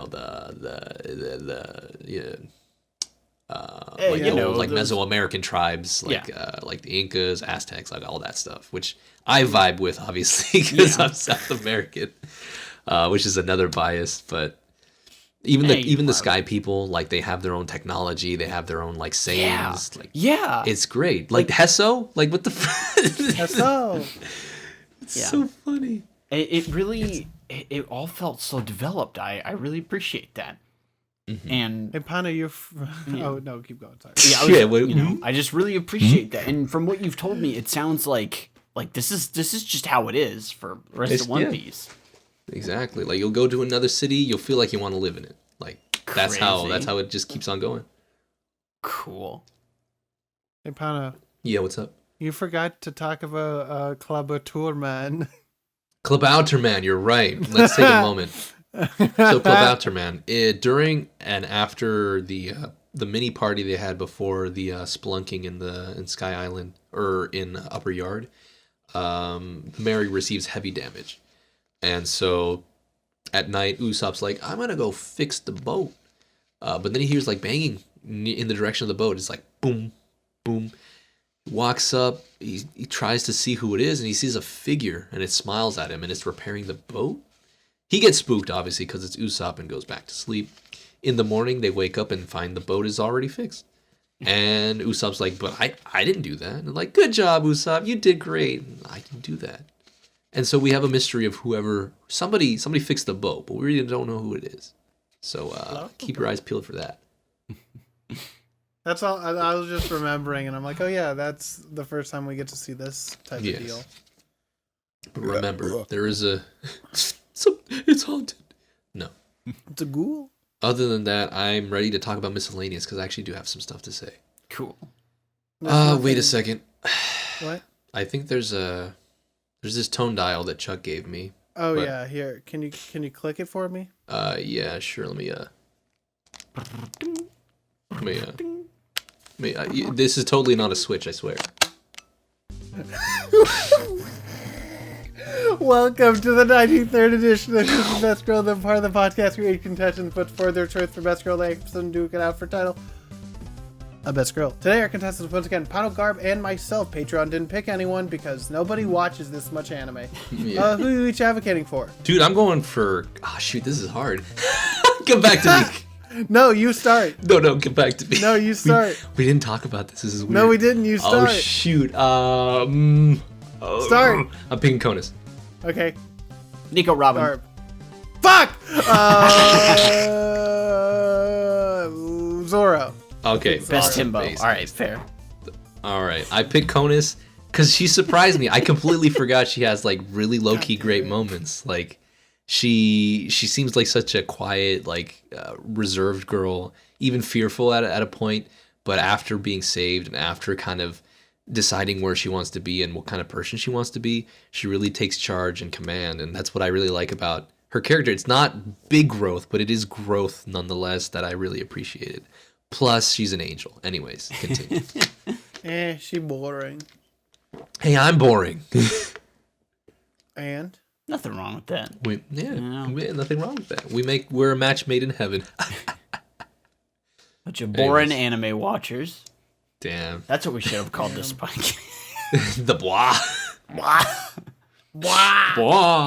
Bois. Tell me why you like Robin, dude. Oh, because she's so smart and she can kick ass. Hell yeah, dude. And she's journeying around and she's just great. And female Indiana Jones. She really is, and she wears great hats. She has amazing fashion.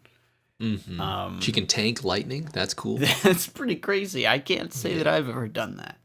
Yeah. So, if you ever wanted a lot of feet, you know who to call. No, you call Lafitte.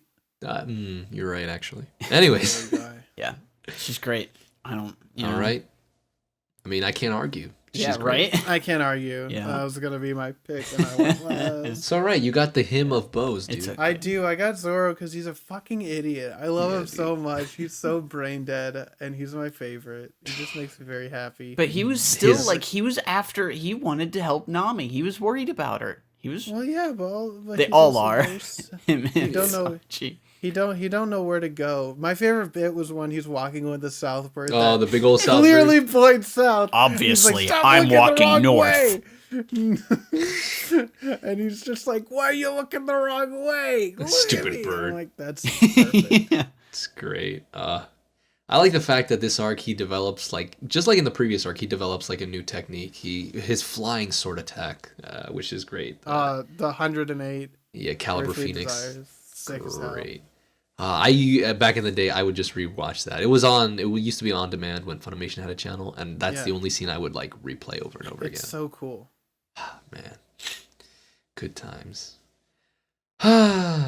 If you think we're all correct, just let us know. Email, Twitter. Email us at funkyamapodcast@gmail.com. I'm pretty sure the patrons would have picked Nico Robin. Yeah. Yeah, I mean, I would have picked Nico Robin. Yeah, I would have picked Nico Robin, but I think I didn't want to because I knew you guys wanted. One of you was going to pick Nico Robin. I was going to pick Nico Robin. It's okay. I really wanted Lion. It happens sometimes. Sometimes you just have to, pick a different best girl. I feel you. Except whenever there's just only one obvious best girl, like Don Patch. Right. Yeah, Don Patch. He's the star of the show. All right. I do have some miscellaneous. Several years after this arc was released, there was a time where Toei was just like, hey, you know what? Why don't we make TV movie versions of these arcs? They decided to make one of Skypiea. Looks nice. Kind of doo-doo in a sense. They really abridge it pretty poorly. Yeah. The Satori battle happens on the beach in which they land. They don't reanimate the flashback of Nolan and Calgara, which is a little disappointing. I mean, it's a long flashback. Yeah, and they speed everything up so neck-breakingly fast. But it did give us funny bloopers from the dub, which I'll share with you guys again after the podcast. But if you're ever bored and hate yourself, go ahead and watch that. I hate myself already, and I'm probably going to watch it to force a friend to actually finish Skypiea. I'll probably watch it again. Anyways, yeah, that's one thing. Give you a follow-up. Gedatu, the guy who fought Chopper. It's not, you don't see it in the anime. Oh my god, yes! You don't see it in the anime, but in the manga, he does have a little bit of a epilogue. He falls down. His cover story. He falls through the clouds, Garb. He falls down, lands on an island, turns out to be Alabasta, lives in Alabasta, technically becomes Koza's uncle in a sense. Whoa. Yeah, so he's living in Alabasta right now. Gedatu is so fun. The one character you wouldn't expect. He's the only one that survived. Good for him. Yeah. Good for him. He's so fun. It's so stupid the fact that he made it. He's good friends with Goro, and I'm like, man, dude, Koza's little uncle. Yeah, no, it's so funny because I first saw that as a cover story, and I'm like, this shit is so good. Like that's like when I was watching it, I'm like, wait a second, that's right. Doesn't Gedatu just and then he just shoots through the clouds, and I'm like, oh yeah, there he goes. But like, oh man, that's why I love him as a character. He's so endearing because of those cover stories. That's the only reason I like him. Exactly. I feel like his bit of forgetting stuff isn't that funny. I love it. I don't know about that. Unless it's on the cover stories. Was what, like, oh man. Dude, I just want to show. I'm gonna share it with Garb and you, but the first panel of his cover story is so stupid. It's just clouds, and there's a little speck, and that's Gedatu falling from the sky. There he goes. There he goes. Dude, it's so good, and it's so dumb, and he's being careless that entire way. Yeah, Pino, you gotta show the that way, and he's just impaled into the ground. Oh, that's great. God, it's so good. One Piece is good. They connect everything. Here's the one with Koza and Old Man. It's great. Here, he's just hanging out. Nice. It's just hanging out. It's just such a fun, good time with him. Exactly. It also gives us the face one more time, dude. How careless. How careless. Oh man. Alternatively, I did want to come back to this. Another miscellaneous. NL also gets a follow-up cover story. Garb, you're not gonna believe this. He makes it to the moon. He makes it to the moon. He's in the moon. He meets small little robotic autonomous beings known as like the Burka, which is the name of his homeland. What? He goes there. He fights off space pirates. He goes into like an old temple, and he looks at hieroglyphs which imply that Shandorians, Burkans, and Skypeans all came from the moon. Huh. And so now he has an army of robots, and he's in space, and he's having the time of his life. Holy shit. For the longest time, the fandom is just waiting for him to come back because goddamn well he has to if he has discovered. Literally, I think after Wano, like there's got to be something, right? Mm-hmm. I hope. I feel like it's got to tie in after we have this big like culmination of like 6 years of work. And like storytelling, like we gotta go back to NL in some way. He's gonna be there. Oh my god! When he shows up, if he does, which I hope he does, I'm gonna lose my mind. It's gonna be the dumbest yet the most interesting thing that I will ever witness. His little cover panel stories even has a little mini flashback, which I was just like, why are you doing this if you're not gonna reuse it again?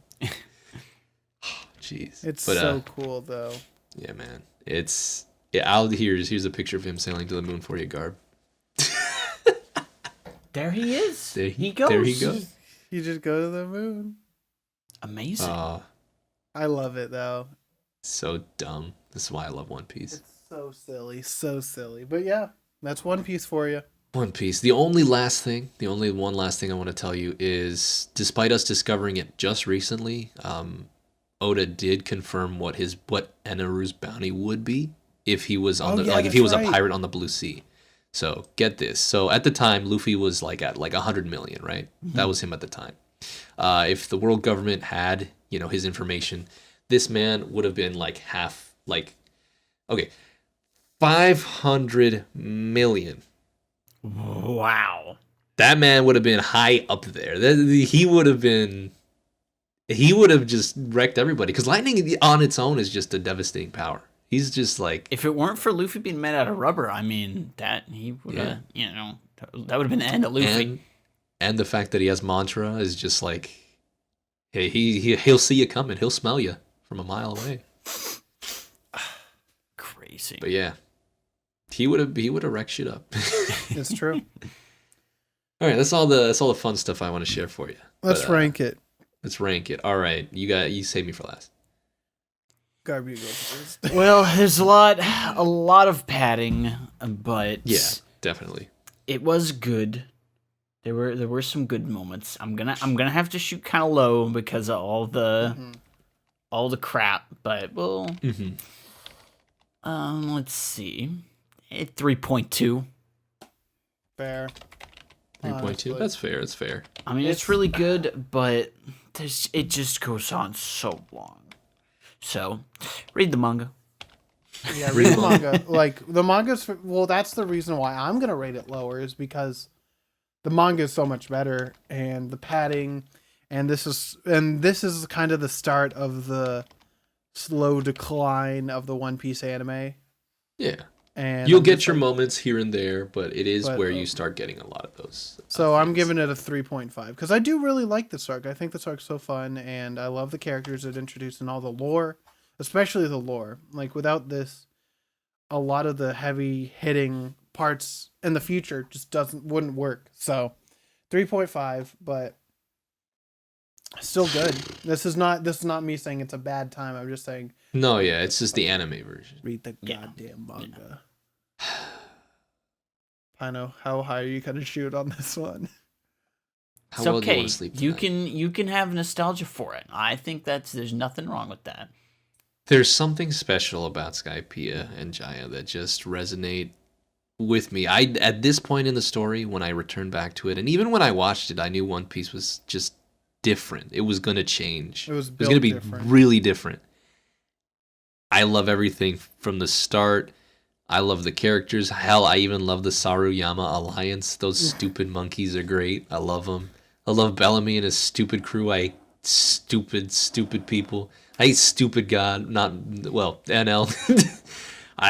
It's everything just is so fun. The mystery, unraveling everything at the same time. Being able to see the characters showcased in a wonderful way. Straw Hats being just, the Straw Hats that they meant to be. This is one giant mystery, one giant treasure hunt, and it rewards you all the way through.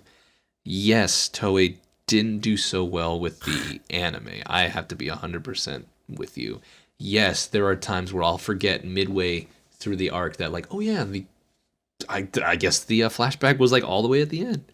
But I would be lying if I said I can't give this like I'm gonna give this a 4.3. I love this. I'm sorry. Despite everything, it's got my favorite kind of like looking long ass like art style. Yeah. Colors, everything's just there for me. Islands in the Sky is a good aesthetic. You know? Yes, Island in the Sky. It makes me think of Vaporwave. Set piece. Exactly.